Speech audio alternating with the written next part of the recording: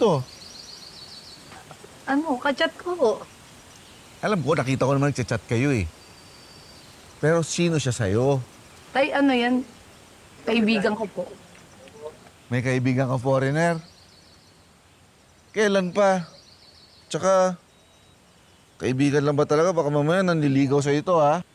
Hindi ko sure, pero parang ganun na nga.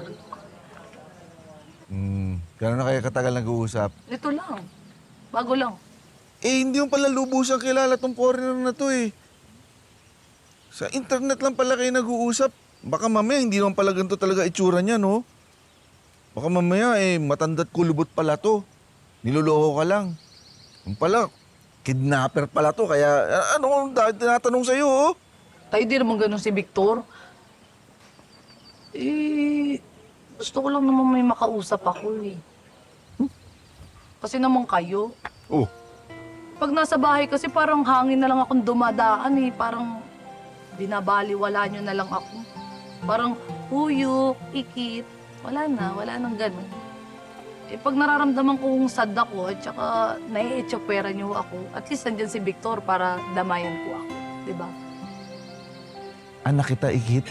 Pamilya tayo. Walang iwanan. Walang mga itsepwera, di ba?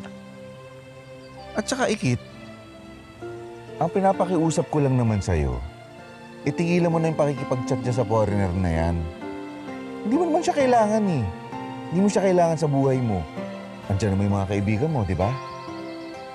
O basta, susundin mo yung sinasabi ko sa'yo, ha?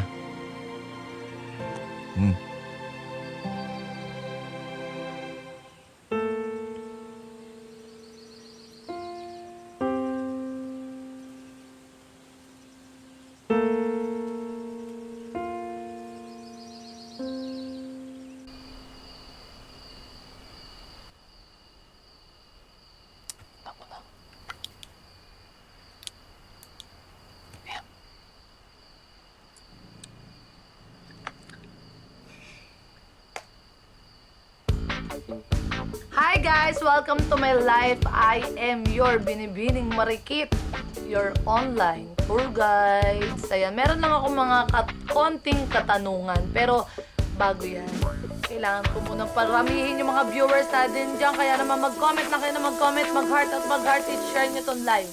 Eto na nga kasi, meron lang akong ichichika sa inyo. Meron kasi akong kaurahan na apam. Nalaman ko na ayaw pala ni tatay nung nakikipag-usap ako dun. Mukha daw kasi manloloko. Pagkausap ko naman, mukha naman sincere. Ano ba susundin ko? Yung tatay ko, yung puso ko.